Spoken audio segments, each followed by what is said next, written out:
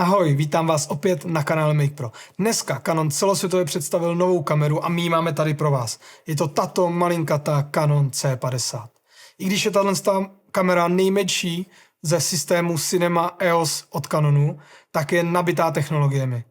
Možná si říkáte, je to další APS-C pokus Canonu, ale to se pletete. Jedná se o full frame kameru s rozlišením 7K a možností natáčet OpenGate. Tomu všemu vám kamera nabízí možnost nahrávání vertikálního a horizontálního obrázku najednou a když si tímto tlačítkem přepnete kameru do režimu foto, získáte plnohodnotný fotoaparát, který má 32 megapixelů a naprosto všechny funkce, na které jsme zvyklí z řady R od Canonu. Ještě než se pustíme do rozboru této kamery, tak bych hrozně rád poděkoval Canon Česká republika za možnost, že jsme tu kameru dostali dopředu, mohli jsme si ji vyzkoušet, otestovat a vám říct, v čem je skvělá, v čem nás trošku zklamala a všeobecně si shrnout, jestli si ji máte nebo nemáte koupit. Nebudeme se zdržovat a pojďme se na to podívat.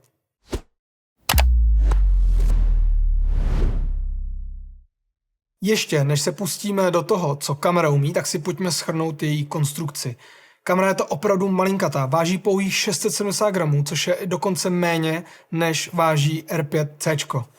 Tady proto mám jediný R-kový fotoaparát, to je Canon R5 Mark II a když si je dáme vedle sebe, tak ať už zepředu nebo takhle krásně z vrchu vidíte, že ta kamera je opravdu maličkatá.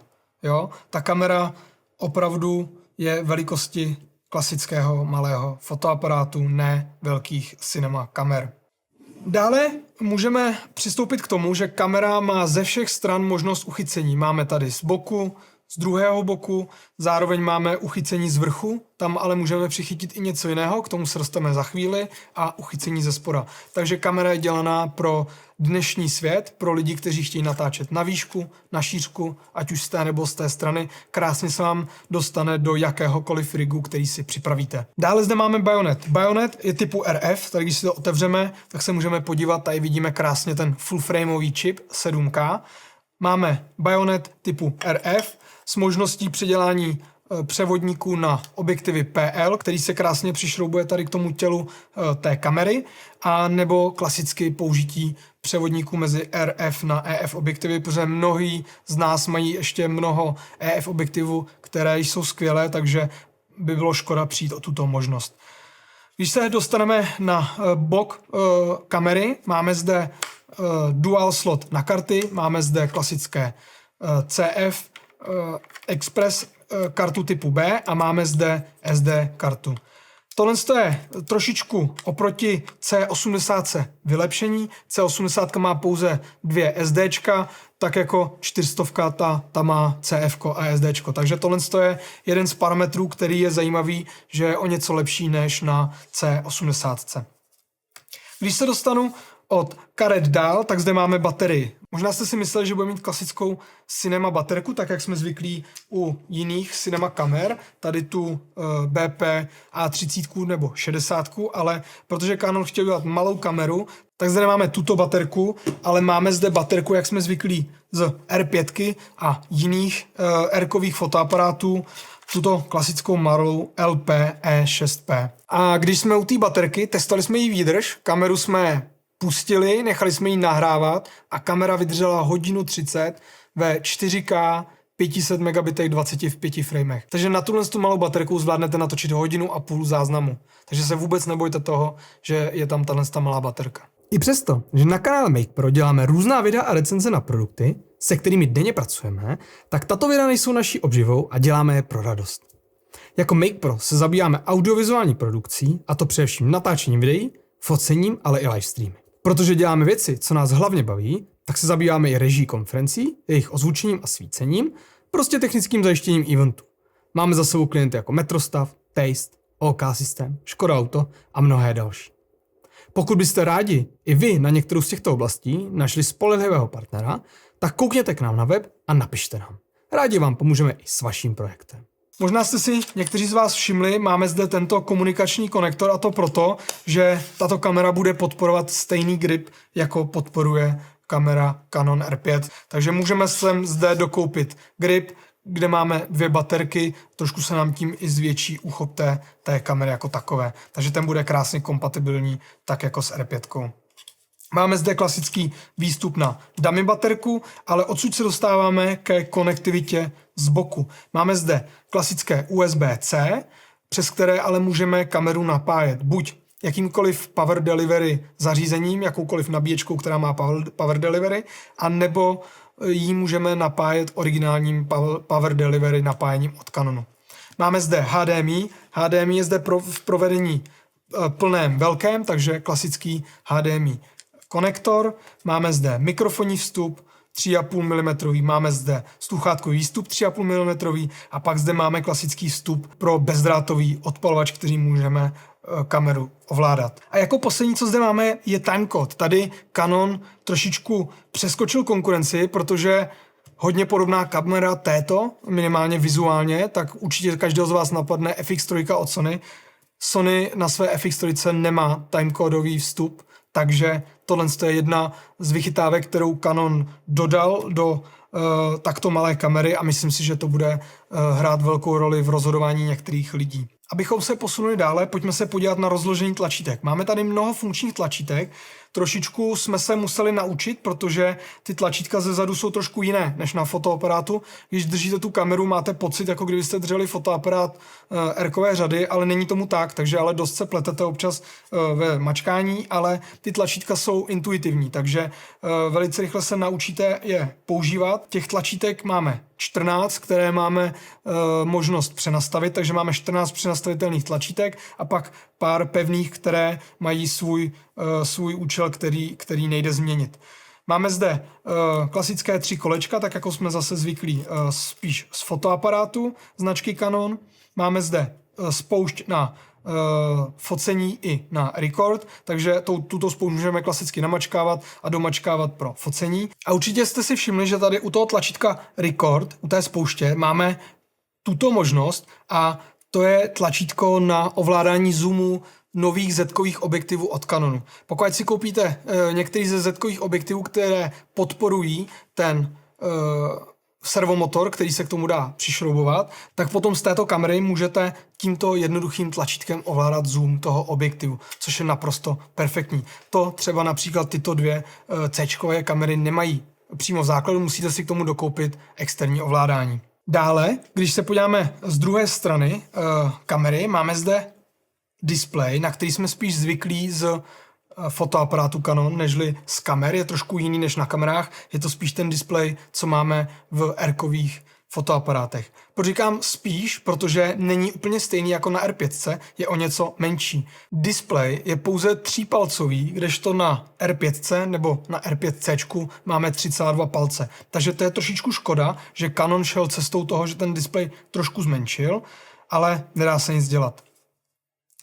Když si displej zavřeme, vidíme zde nádechy. Máme tady aktivní chlazení, ale je to perfektní aktivní chlazení, na které jsme zvyklí u C-čkových kamer, které ve chvíli, kdy zmáčknete record, tak je naprosto tiché. A jak jsem již naznačil na začátku videa, tak zde máme přepínač foto a video. Takže kamera má 2 režimy, buď režim foto, anebo režim video. Ve chvíli, kdy se přepínáme mezi těmito 2 režimy, tak v režimu video máme klasické C-čkové menu, na které jsme zvyklé z cinema kamer Canon, a pokud se přepneme do režimu foto, tak tam máme klasické fotomenu, na které jsme zvyklí z fotoaparátu řady R. Jak jsem říkal, máme zde ještě tyto 2 šrouby, máme zde totiž hot shoe a na to hot shoe si můžeme připojit ten perfektní držák, který dostaneme k kameře. Takže další věc, kterou se Canon odlišuje od konkurence, přímo když si koupíme tuto kameru, tak tento držák dostaneme již v balení. A v čem je ten držák úžasný? V tom, že z druhé strany toho držáku máme plnohodnotné velké XLR vstupy. Takže tento držák, kromě toho, že funguje jako klasický držák, já si ho tady takhle přidělám,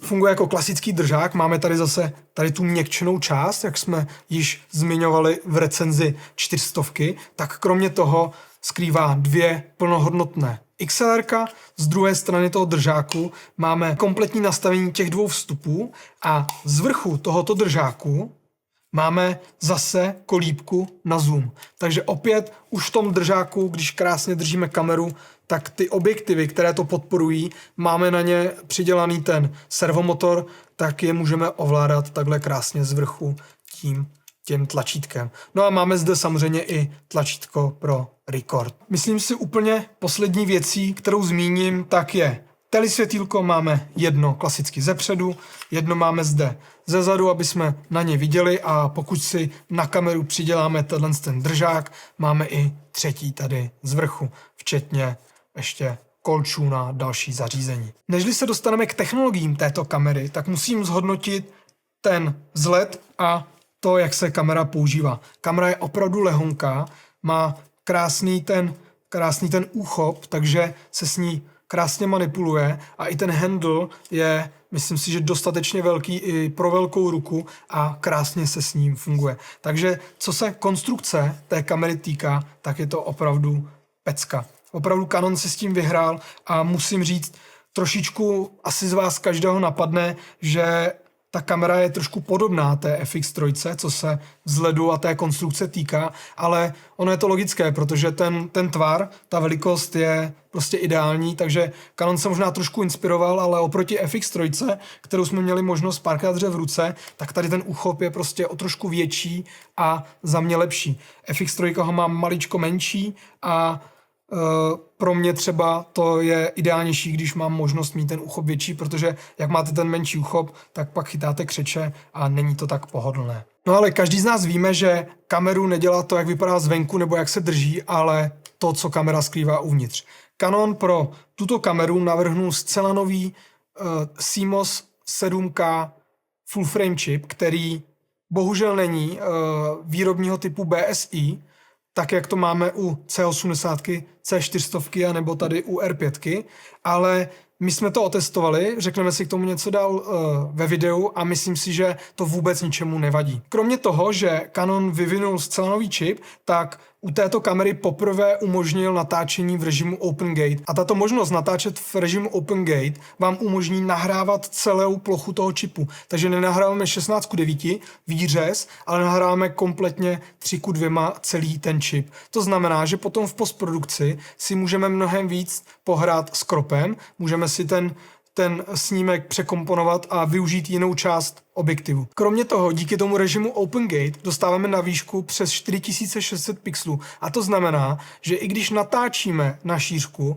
tak potom můžeme ten obraz vyříznout na výšku a dostat 4K plnohodnotný formát. Ve chvíli, kdy bychom natáčeli ve full frame, ne v Open Gate, tak máme oříznuto na 16:9 a ta kratší strana již nám nesplní tu delší hranu, aby jsme mohli oříznout ten obraz a získat z toho 4K. Díky implementaci CF-kové karty, možná ne díky implementaci, ale právě kvůli tomu Canon implementoval CF-kovou kartu, máme možnost v RAWu natáčet až 60 snímků. Takže ve chvíli, kdy točíme full frame režim, jsme schopni natáčet až do 60 snímků. Bohužel při režimu Open Gate to v RAWu není možné, ale v klasickém RAWu 7K to možné je. Co se týká dynamického rozsahu, kamera má 15 plus stop dynamického rozsahu a máme zde dva režimy Dual Base ISO. To znamená, že máme Base ISO 800 a Base ISO 6400. V tomto je kamera trošku rozdílná od 80 a C400, protože ty mají triple base ISO 800, 3200 a 12800. Další obrovskou novinkou, kterou Canon přinesl v této kameře, je možnost nahrávání duálního obrazu. To znamená na šířku i na výšku, případně na čtverec.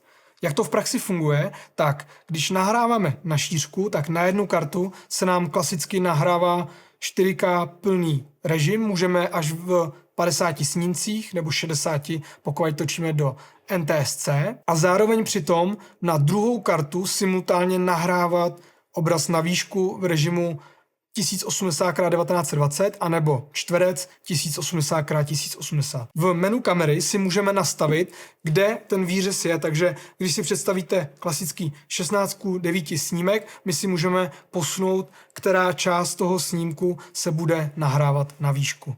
Což si myslím, že je super, protože v dnešní době plno klientů tlačí na to, že chtějí výstup na šířku i na výšku, tak to máme oba dva ty výstupy natočené najednou a zároveň ten formát na výšku je v rozlišení Full HD a neomezuje nás to v tom, že bychom museli nahrávat 25 snímcích. Takže můžeme nahrávat obojí naraz v 50, případně 60 snímcích a dostat 2 obrazy najednou.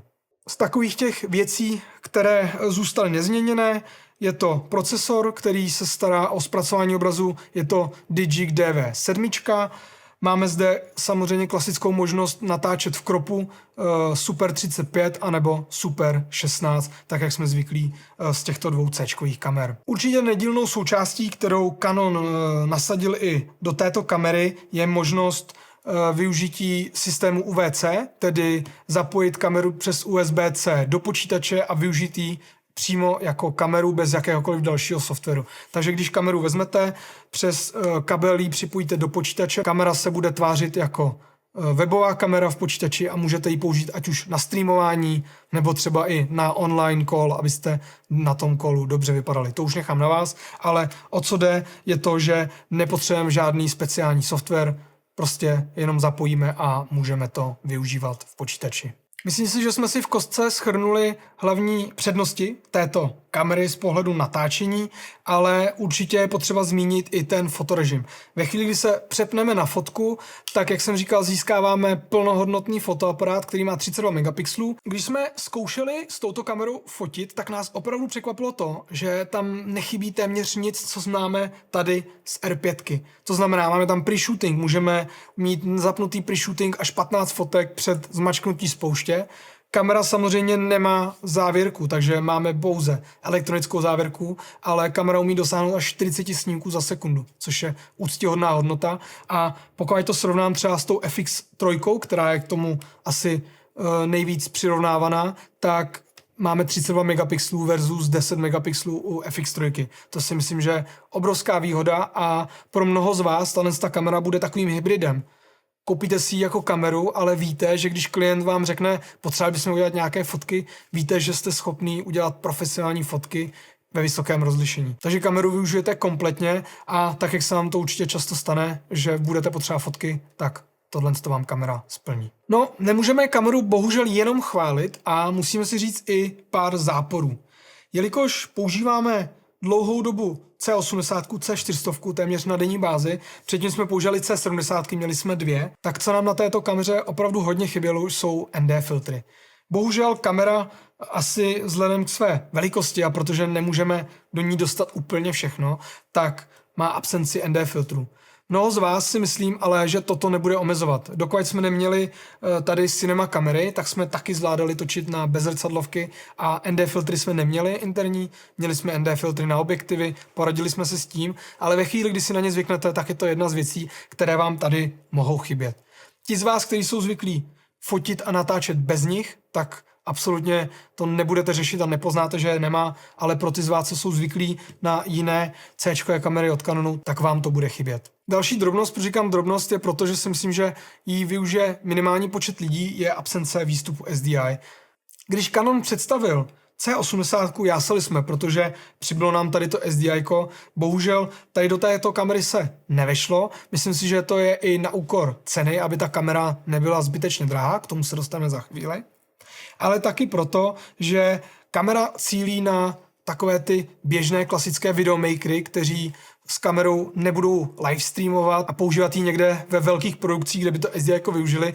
Ty si všichni vystačí s HDMIčkem, takže zase je to věc, která nám chybí, ale myslím si, že většině z vás vůbec chybět nebude. No a poslední věcí, kterou jsme zmiňovali, to vám možná bude vadit více lidem, je ten menší displej. Je to trošku škoda, je to 0,2 palce, ale přece jenom je to znát. Je to trošku menší a prostě chybí vám to tam. Kameru jsme si celou prošli a nyní se pojďme podívat do počítače na pár krátkých záběrů a srovnáme si ji s těmito dvěma kamerami, jak si vede ve zpracování obrazu, jak se nám bude s obrazem pracovat v postprodukci a jaký má dynamický rozsah.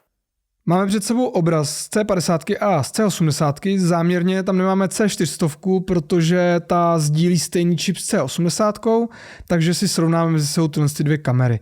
Tady vidíme obraz přímo v logu, takže tak, jak je výstup z kamery, tam se dá říct, že ten výstup vypadá téměř totožně. Obě dvě kamery točí do C-Log 2. Ještě k nasvícení je to vlastně svíceno zleva 500W světlem a postupně si ukážeme jak obarvenou, tak podexponovanou a přeexponovanou variantu. No a pokud se vám bude C50 po tomto srovnání líbit, budeme moc rádi, když využijete odkaz v popisku našeho videa, kde naleznete link přímo na Video King, kde si můžete kameru předobjednat a zároveň tam uvidíte cenu, za kterou nakonec kamera vyšla do světa. Pojďme se tedy podívat na srovnání.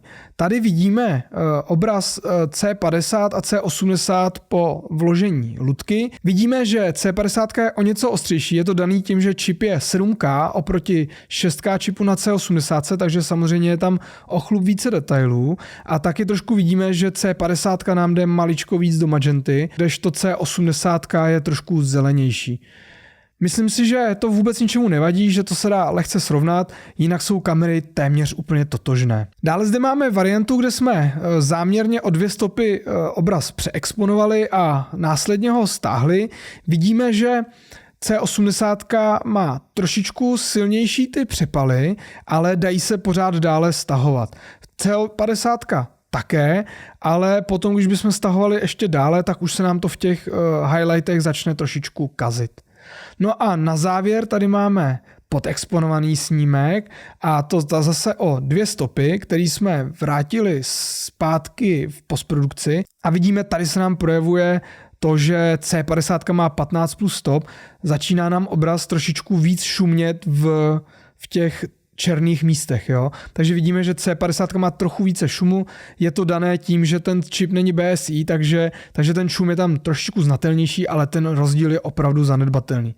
Celkově ty kamery jsou hodně blízko sebe a myslím si, že jenom vy jako profíci poznáte rozdíl, jo, takže ta kamera na to, že používá klasický čip, si vede naprosto skvěle a můžeme ji jenom doporučit. Kamery jsme si srovnali v počítači a nyní si trošičku pojďme je zařadit do toho reálného světa. Tato kamera určitě cílí spíš na jednotlivce, na menší produkce. Krásně si ji vyvážíme na gimbalu, možná pro nějaké vlogery a tak dále. Určitě si nemyslete, že vám plnohodnotně nahradí C80 nebo C400. Toto jsou stroje, které jsou pro větší produkce, nabídnou nám mnohem větší konektivitu, jak jsme si říkali, máme v nich zabudované NDčka. Prostě tyhle kamery jsou trošku pro větší produkce nežli tato malá. Takže pokud jste freelancer, malá produkce, chcete kameru dávat často na gimbal, tak tato kamera je přímo volbou pro vás. Video bylo už teďko docela obsáhlé, ale tato kamera obsahuje mnoho novinek, takže bylo potřeba to důkladně projít. A na závěr bych chtěl ještě zmínit cenu. Cena této kamery si myslím s tím, co všechno kamera umí a obsahuje, je naprosto neuvěřitelná.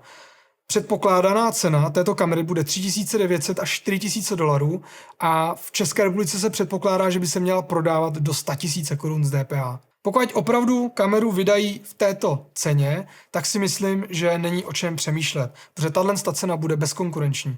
7K čip s možností natáčet open gate, natáčení duální na výšku a na šířku najednou, prostě mnoho funkcí v drobném těle s handlem, ze vstupy přímo v balení.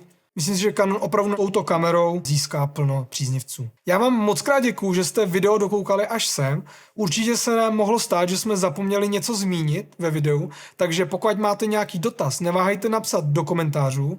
Napište nám do komentářů, jestli i vás ta kamera zajímá a třeba si ji koupíte, případně jestli vás něčím odradila a radši zůstanete u těchto dvou. Určitě nám dejte odběr, protože v blízké budoucnosti pro vás chystáme další zajímavá videa a já se na vás budu těšit u nějakého dalšího.